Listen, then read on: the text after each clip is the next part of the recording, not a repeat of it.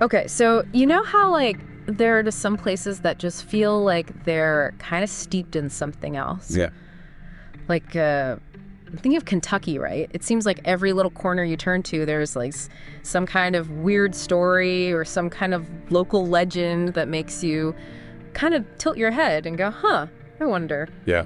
And that's kind of the feeling that pulls us into today's deep dive. For sure. For sure. That curiosity about the fringes of what we know. Yeah, exactly.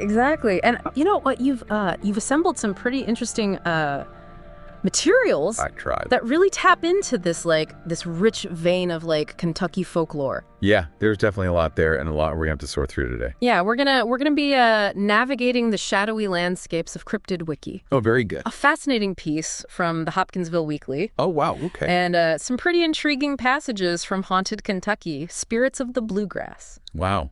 Okay. A lot of variety there. Yeah, so we've got a whole lineup of the bizarre for you to just sink your teeth into. Okay, bring it on. We're plunging headfirst into the tales of the Hopkinsville Monster. Okay. The genuinely strange goings-on with the Hopkinsville Goblins. Right. The somewhat elusive Tennessee Wildman, which, as we'll see, has some intriguing Kentucky crossover. Oh, interesting. Okay. The truly peculiar Flatwoods Monster, which also has its own Kentucky echoes. Mm-hmm. And, of course, we can't forget about the big hairy enigma of the bluegrass. The bluegrass Bigfoot. You gotta have a Bigfoot. Right. So our goal today is to really get under the skin of these stories, where they came from, the details people are reporting, and the times people have claimed to have actually come face to face with these things. I like it. It's going to be quite a journey. It's a journey into Kentucky's unique cryptid landscape. Right. So where shall we begin? Well, given its strong local roots and enduring presence in Kentucky lore, perhaps the legendary Hopkinsville Monster would be a fitting place to start. Okay, the Hopkinsville Monster, just the name sounds like something ripped from a campfire tale.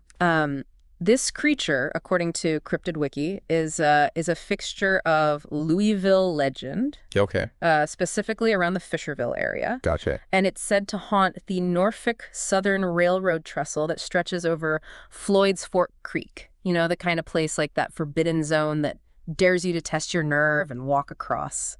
You know, I've always wondered about that, about those kinds of places. Like, what is it about them that makes people want to go there and test their bravery? Yeah, it's like the spooky version of like a dare. Exactly. And what's particularly interesting about this creature is the way its description blends the familiar and the monstrous. Oh, okay. Cryptid Wiki paints this picture of a part human, part goat hybrid. Oh, wow. Though some accounts even lean towards sheep.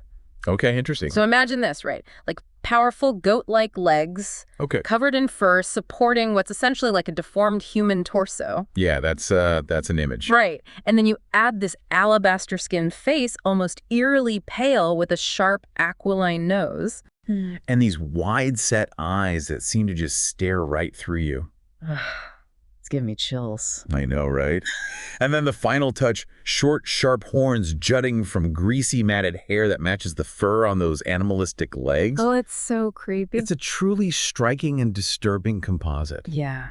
I can see why it would haunt so many local legends. Oh, yeah. And the ways it's said to lure its victims are just as varied and just as unsettling. Oh, really? We're talking about everything from using some kind of hypnosis or even mimicking voices. Oh, my God. To trick people into stepping onto that trestle just as a train is like barreling down the tracks. That's terrifying. I know. And then there are the stories of it leaping onto the roofs of cars passing underneath. Oh, no. Which is just pure nightmare fuel. Yeah. And then who can forget the charming detail of it wielding a blood-stained axe? Oh my gosh. Or perhaps the most chilling method of all, its appearance is so utterly terrifying that people just panic and jump off the incredibly high trestle. Oh, that's just playing on people's fears. I know, right? Yeah, like you said, a multitude of ways to meet a very grim end. Yeah, and this variety in the methods of attack really highlights how folklore evolves. Right. Yeah. Different storytellers over time, each adding their own terrifying flourish to the legend. Mm-hmm. And the origin stories are equally diverse. Oh, really?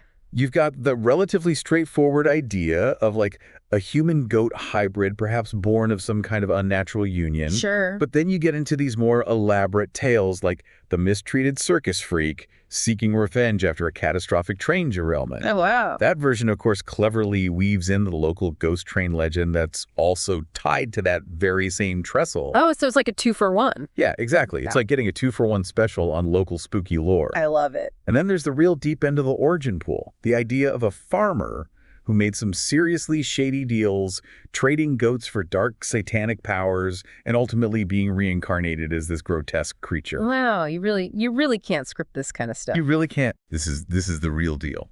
Yeah, it really is. But you know what casts a really somber shadow over the Pope Lick monster legend? What's that?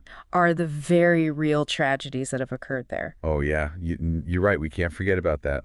Cryptid Wiki sadly documents that several young people have actually lost their lives on that trestle. Oh, that's awful. There were fatal falls in 1987 and 2000 as individuals were trying to escape oncoming trains.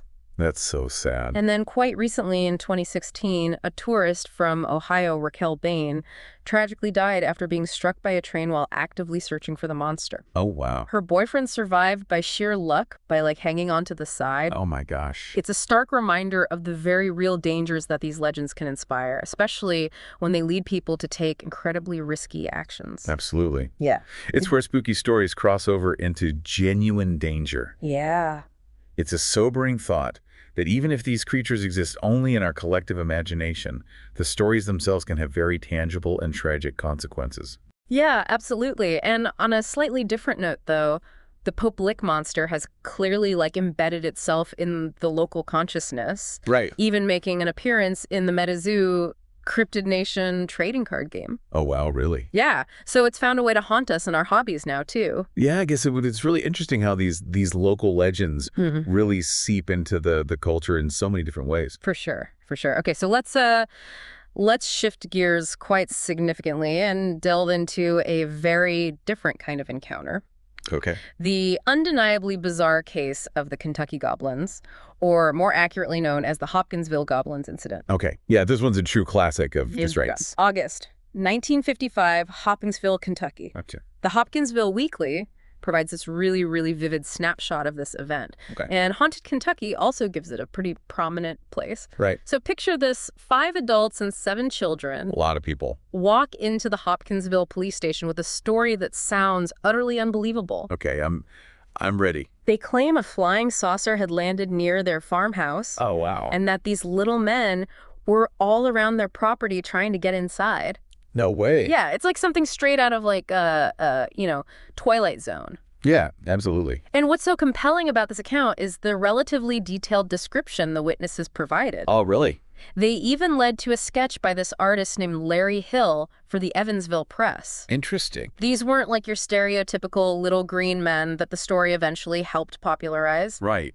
The witnesses described short, almost monkey-like creatures with these unusually long arms that nearly touched the ground. Creepy. They had webbed hands ending in sharp talons. That's even creepier. And these quite remarkable, large, bright eyes that were set wide apart on their heads, along with these distinctly pointed ears. It's kind of sounding a little bit like a gremlin almost. Kinda, yeah, almost like a creepy owl monkey kind of creature. Yeah. And the 2 main figures in this story, John Sutton and Billy Ray Taylor, claim that they were literally battling these creatures off with a shotgun and a pistol for hours. Oh, wow. Before they finally went to the police for help. So they were really under attack. It sounds like something straight out of a B-movie, but these were clearly shaken individuals who genuinely believed they were under attack. I can imagine it must have been really frightening for them. The subsequent police investigation, though, yielded a mixed bag of findings.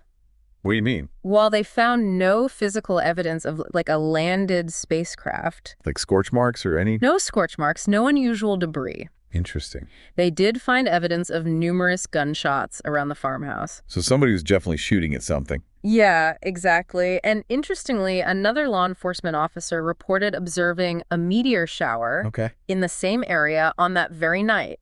Oh. Which offers a more terrestrial explanation for the initial sighting of something unusual in the sky. It makes you wonder if maybe what they saw in the sky was not what they thought it was. Right. And how perception and fear might have shaped their interpretation of events. Yeah, that's a good point. And of course, this incident, despite the lack of any mention of the color green in the original descriptions, Right. is largely credited with cementing the term little green men Right. in our collective vocabulary when we talk about aliens. It's just interesting how those little details Yeah. can shift and evolve Yeah. in the telling and retelling of a story. Absolutely. Okay, so at the time, there were some other attempts to explain these bizarre events. Okay, like what? Some speculated that escaped monkeys from rocket testing facilities in the region might have been responsible. And then there was that wonderfully sardonic suggestion from a Senate Republican memo that perhaps these little men were simply Democrats who were green with envy over President Eisenhower's popularity. Politicians, gotta love them. Politicians never miss an opportunity for a jab. Never. But the more commonly accepted modern explanations tend to fall into two main camps. Okay. Either it was an elaborate hoax, Okay. perhaps fueled by alcohol, I'm sure. or more plausibly, it was a case of misidentification. Okay. The theory suggests that the group, possibly having witnessed the meteor shower and already on edge, mistook great horned owls, which are quite common in that rural area for these otherworldly invaders. I mean, I guess if it was dark and you were already scared, it could be possible. And the description of the creature's large reflective eyes in the dark certainly aligns with the appearance of an owl in headlights. That's a very compelling and logical explanation, especially when you consider the power of suggestion and the potential for misinterpreting sensory information in a state of fear and excitement. Yeah, and as the Hopkinsville Weekly account notes, there was a flurry of copycat sightings in the days and weeks that followed. Oh, really? Including those Evansville teenagers claiming to have seen similar creatures. So everybody wanted in on the action. Right. It's this phenomenon of suggestibility and the desire to participate in a compelling narrative. I see. Which is a recurring theme in cryptozoology. You're absolutely right. It's like people want to believe. Yeah. And then that haunted Kentucky reference to small gray humanoid creatures often linked to encounters in Flatwoods and Hopkinsville. Oh, yeah. It seems to blur the lines between these two distinct incidents. Right. And suggests a broader pattern of unusual creature sightings in the state. Yeah, definitely. Okay, so let's move on from goblins and head to Tennessee. Right, Tennessee. Specifically to the enigmatic Tennessee Wildman. Okay, I've heard of this one. With stories stretching back to the 1800s, it's important to acknowledge those reported connections and sightings that have also filtered into Kentucky. Okay, interesting. So it's not just confined to Tennessee. Not exactly. No. So this Wildman, what's it all about?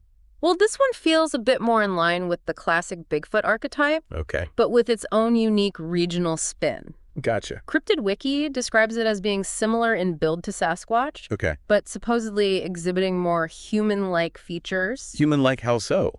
Well, standing around an impressive 7 feet tall with hair that's either like a dark gray or a distinct dark ginger. Interesting. And a key identifying feature that sets it apart, those piercing, unsettling red eyes. Oh, that's creepy, yeah. Yeah, it's pretty freaky. So aside from its physical appearance, does it have any, like, unusual behaviors or characteristics? Oh, yeah, for sure. Like what? Well, the Tennessee Wildman is characterized by some rather disturbing traits. Okay. It's said to possess this chilling war cry. Oh, war cry. A sound that reportedly inspires genuine fear in those who hear it. Oh, gosh. And it also carries this rather unpleasant odor, frequently likened to that of the infamous skunk ape. Oh, no, I've heard about that one. That's not good. Yeah, not a pleasant smell. And adding to its frightening reputation, it's described as being quite aggressive and territorial. Oh, really? Even potentially engaging in conflicts with Bigfoot. Oh, wow. So it's like a territorial dispute between cryptids. Yeah. That's really interesting. And as you might expect from a creature like this, accounts often highlight its great strength, its surprising agility, and remarkable speed. So it's not just big, it's also fast and strong. Yeah, exactly. It's like the ultimate survivalist. Yeah, you wouldn't want to run into that in the woods. Definitely not. And the local legends are full of these almost legendary hunting expeditions. Where groups of brave or perhaps foolish individuals venture into the woods hoping to encounter the wild man, only to return empty-handed or in some cases deeply shaken by unexplained sounds or fleeting glimpses. So nobody's ever really caught it? Or not that we know of, no. But one of the most peculiar aspects of the wild man lore is its alleged strange obsession with domestic dogs and women. Dogs and women. That's interesting. Yeah, with some truly unsettling claims of attempted snatching. Attempted snatchings. Oh, my goodness. But thankfully, according to the Wiki, none of these attempts were ever successful. Oh, thank goodness. Yeah, so the most recent detailed and widely discussed sighting occurred over 2 decades ago near Elizabethton, Tennessee, involving Rob Phillips and his cousin on Bee Cliffs. And what happened there? While his account is quite vivid, he talks about the sudden, almost unnatural silence that fell over the forest during like a rain shower, and then this sharp crack of a twig that broke that eerie stillness. Okay, so far so good. Immediately followed by this unearthly scream that terrified both men. Wow. And then Phillips reported seeing the creature clinging to the side of a tree nearby. Oh, gosh, that's pretty terrifying. It is, and Phillips's description offers some interesting deviations from the earlier accounts. Oh, really? How so? He described the creature as being more stout in build and significantly taller, around 9 feet. 9 feet? Wow, that's a lot bigger than 7. Yeah, with red, beady eyes, distinct claws, and that same pervasive, unpleasant smell of a dead animal. So definitely not something you'd want to encounter up close. No, definitely not. And these differences certainly raise questions, as Cryptid Wiki points out. Could these variations suggest the existence of multiple similar creatures inhabiting the region? Interesting. Or is it simply a case of eyewitness accounts differing and evolving over time? Yeah, that's always a possibility with these kinds of stories. You never know how much is real and how much is embellished. Right. And once again, Haunted Kentucky provides this interesting connection, referring to a hairy humanoid beast resembling Bigfoot, often sighted in the more remote areas of Kentucky, which strongly suggests that reports of these creatures, whether labeled Wildman or Bigfoot, do indeed cross over the state lines. Right. It's almost like there's a whole network of these Bigfoot-like creatures all throughout the Appalachian region. Yeah, for sure. It's fascinating. It really is. Okay, so we've gone from hairy humanoids lurking in the woods to something decidedly more otherworldly and metallic. Okay, where are we going now?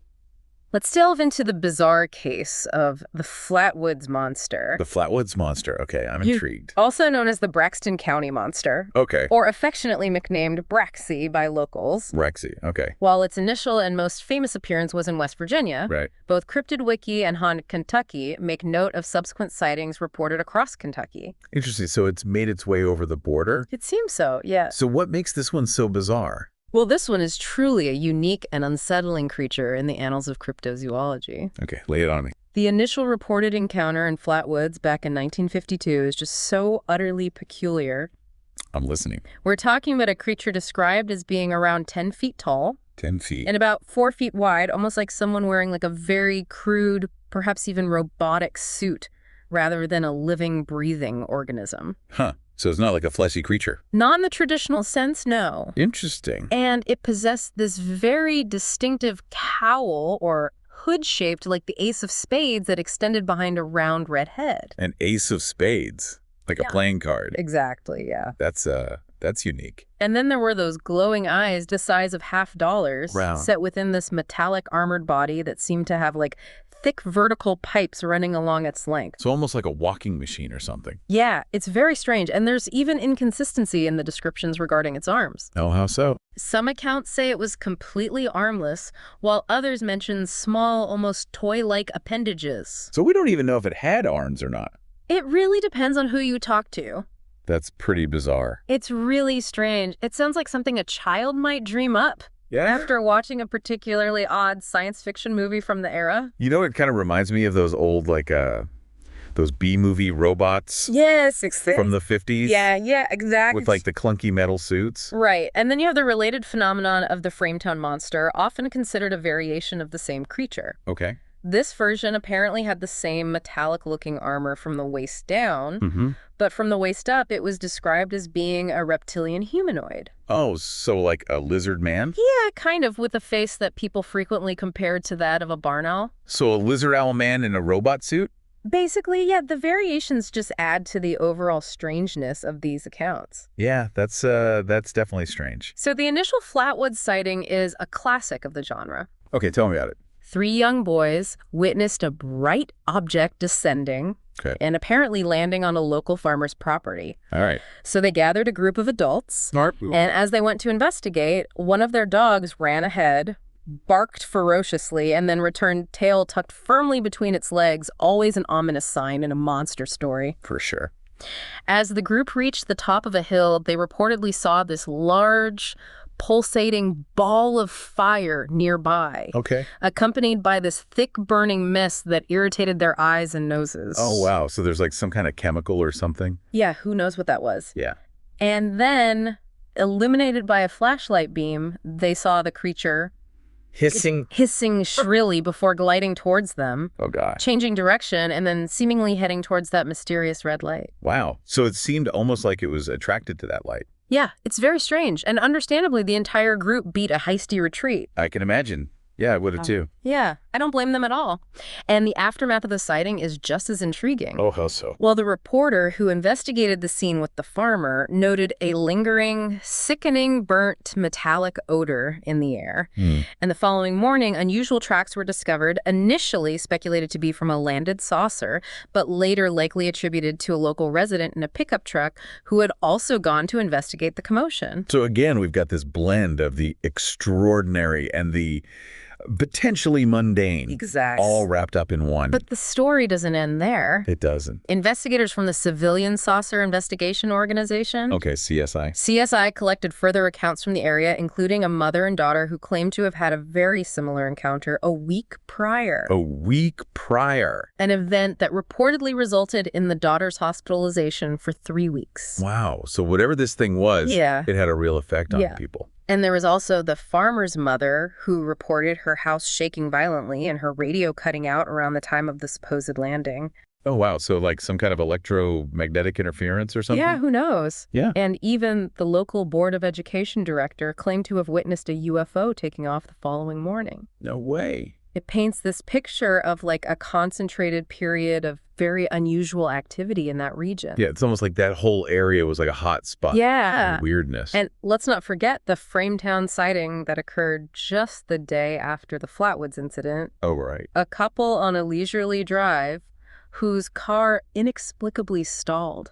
Oh, the sudden presence of this putrid, sulfurous odor, and then their sighting of that reptilian humanoid version of the Flatwoods Monster. So it's almost like these two creatures were working in tandem or something. Yeah, it really does suggest that something very strange was being reported in that part of West Virginia, with echoes felt in neighboring Kentucky. Yeah, for sure. That whole area is just rife with these strange encounters. And what's particularly bizarre is the Flatwoods Monster's somewhat unexpected connection to this Polish UFO doomsday cult. A doomsday cult?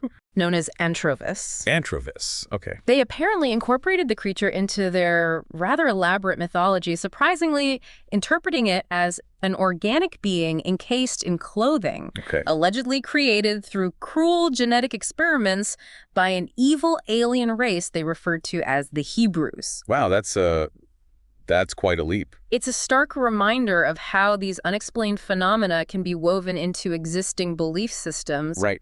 In the most unexpected ways. Yeah, it's just a fascinating example of how these stories can take on a life of their own. Yeah, for sure. And be interpreted in so many different ways. And it seems the Flatwoods Monster, with its truly unique and unsettling design, has also found a significant niche in popular culture. Oh, really? Making appearances in everything from classic video games like Amagon and the post-apocalyptic world of Fallout 76 to the anime Jeet Frog.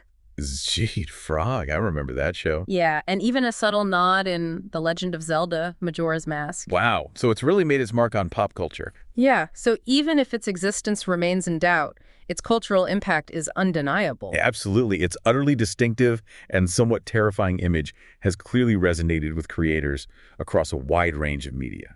All right, so we've taken a journey through goatmen, goblins, and metallic extraterrestrial things. A little bit of everything. Yeah, a little bit of everything. I like it. Let's bring it back to a more familiar type of cryptid, at least in broad strokes. Okay. The bluegrass Bigfoot. Bigfoot gotta have a Bigfoot. Right. This is Kentucky's own regional flavor of the legendary Sasquatch. Okay. Drawing from that mention in Haunted Kentucky, and its strong association with the Appalachian foothills and the expansive Daniel Boone National Forest. I mean, it makes sense. It's the perfect habitat for a creature like that. Exactly. And while the Cryptid Wiki entry on the Tennessee Wildman gives us a solid understanding of the general characteristics we often attribute to Bigfoot, that large, hairy, bipedal humanoid figure, haunted Kentucky, specifically places this kind of creature within the Kentucky landscape. Right, so we're not just assuming that Bigfoot would be there. Right. We're actually drawing on a source that specifically mentions it. Exactly, and it seems the bluegrass Bigfoot legend is still very much alive with haunted Kentucky, even mentioning recent videos claiming to show Bigfoot in Kentucky. Wow, so the search continues. Yeah, the search for this elusive hairy giant of the bluegrass continues. It's amazing how these legends persist. I know, fueled by grainy, often inconclusive footage and those enduring eyewitness accounts from the more remote, heavily wooded areas of the state. It really speaks to our fascination with the unknown. It really does. And our desire to believe in something beyond the ordinary. Absolutely. So we've come to the close of our current exploration into the captivating world of Kentucky cryptids. It's been quite a journey. It has been. We've encountered some really remarkable beings. We certainly have, from the deeply folkloric Hopkinsville Monster to the potentially extraterrestrial enigma of the Flatwoods Monster and the more traditionally conceived yet still elusive bluegrass Bigfoot. A whole spectrum of strangeness. Exactly, and as we've explored, while definitive proof of these creatures remains elusive, the stories themselves offer this fascinating and revealing window into local culture, our deeply ingrained fears of the unknown, Right. and that persistent human drive to understand the mysteries that lie just beyond the edges of our accepted reality. It's that need to make sense of the world around us, even the parts that scare us or confuse us. Yeah, it's part of what makes us human, I think. I think so too. And it leaves us with a really compelling question for you to consider. What's that? What might account for the enduring power of these legends across generations? That's a good question. And why do we observe similar themes and descriptive elements appearing in cryptid stories from completely different regions? Yeah. Could these similarities point to shared psychological archetypes, the influence of popular culture, or perhaps even misinterpretations of natural phenomena that consistently lead to similar conclusions? It's definitely something worth pondering, and we encourage you to delve further into these Kentucky mysteries. Maybe explore the local folklore in your own communities or look into documented sightings in your area. Yeah, you never know what fascinating tales you might uncover. Exactly. And perhaps the most profound mystery isn't whether these creatures exist in a literal biological sense, but rather what these enduring stories, these captivating myths tell us about ourselves, our capacity for wonder and fear, and our ongoing, deeply human relationship with the vast and often inexplicable world around us. Well said, thank you. Until next time.